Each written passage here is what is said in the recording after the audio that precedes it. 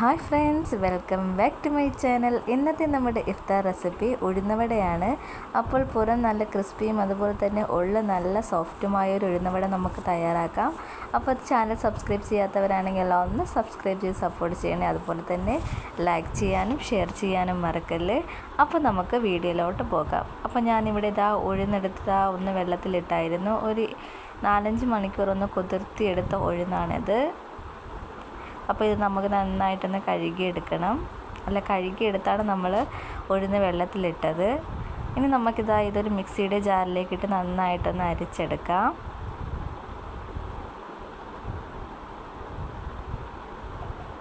അപ്പോൾ ഒരു മിക്സിയുടെ ജാർ എടുത്തിട്ടുണ്ട്. ഈ ചെറിയ ജാറാണ് എടുത്തിരിക്കുന്നത്. നമ്മൾ ഒട്ടും വെള്ളം ചേർക്കാതെയാണ് ഈ ഉഴുന്ന് അരിച്ചെടുക്കാൻ പോകുന്നത്.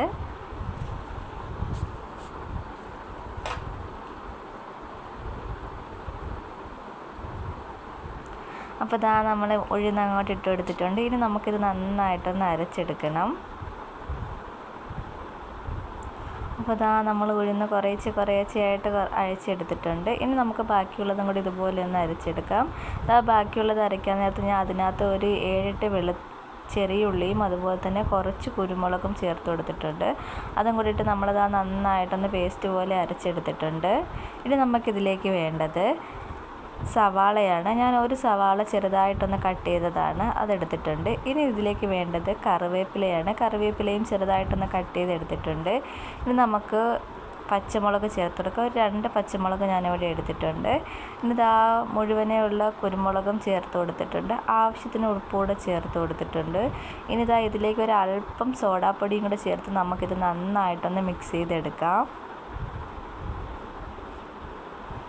അപ്പോൾ കുരുമുളക് ഫുള്ളായിട്ടുള്ളത് ചേർത്ത് കൊടുത്തത് ഒന്ന് നമ്മുടെ വട കടിക്കുമ്പോൾ നമുക്കൊന്ന് കുരുമുളക് അതിൻ്റെ ഇടയ്ക്ക് ഒന്ന് കടിക്കാൻ കിട്ടും. അതിന് വേണ്ടിയാണ് നമ്മൾ കുരുമുളക് ചേർത്ത് കൊടുത്തത്. ഇനി ഇതിലേക്ക് നമുക്കൊരു ക്രിസ്പിനെസ്സിന് വേണ്ടി കുറച്ച് അരിപ്പൊടിയും കൂടെ ചേർത്ത് കൊടുക്കാം. 1 സ്പൂൺ അരിപ്പൊടിയാണ് ഞാനിവിടെ ചേർത്ത് കൊടുക്കുന്നത്. അതും കൂടെ ചേർത്ത് നമുക്ക് നന്നായിട്ടൊന്ന് ഇളക്കി കൊടുക്കാം. അപ്പം നമ്മുടെ വടയ്ക്കുള്ള ബാറ്റർ ഇവിടെ തയ്യാറായിട്ടുണ്ട്.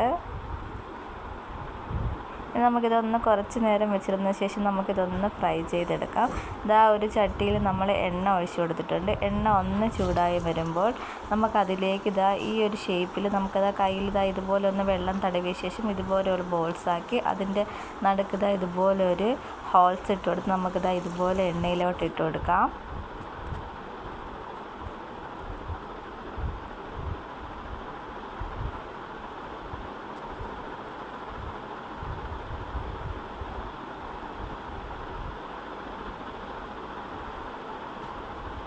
വളരെ എളുപ്പത്തിൽ നമുക്ക് ചെയ്തെടുക്കാവുന്ന ഒരു റെസിപ്പിയാണിത്.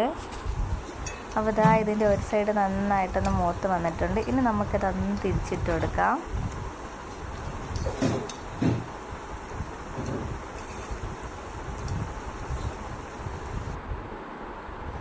അപ്പോൾ നമ്മുടെ ഉഴുന്നവട നന്നായിട്ടൊന്ന് മൂത്ത് മൊരിഞ്ഞ് വന്നിട്ടുണ്ട്.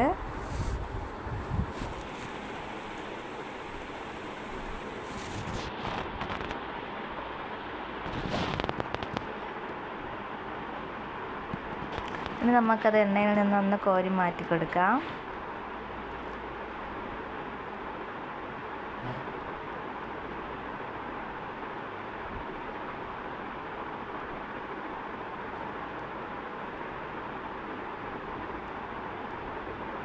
അപ്പോൾ ഇതുപോലെ തന്നെ നമുക്ക് ബാക്കിയുള്ള ഉഴുന്നവടയും കൂടെ ഒന്ന് പൊരിച്ചെടുക്കാം.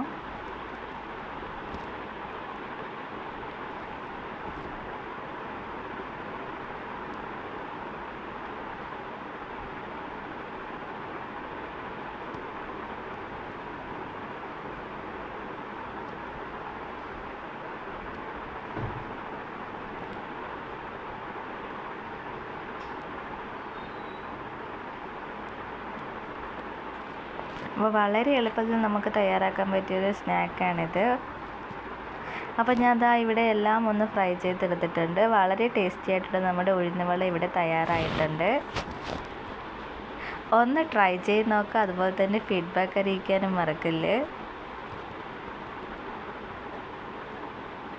ഇതുപോലുള്ള ഈസി റെസിപ്പിയുമായിട്ട് ഇനിയും കാണുന്നവരെ bye and thanks for watching.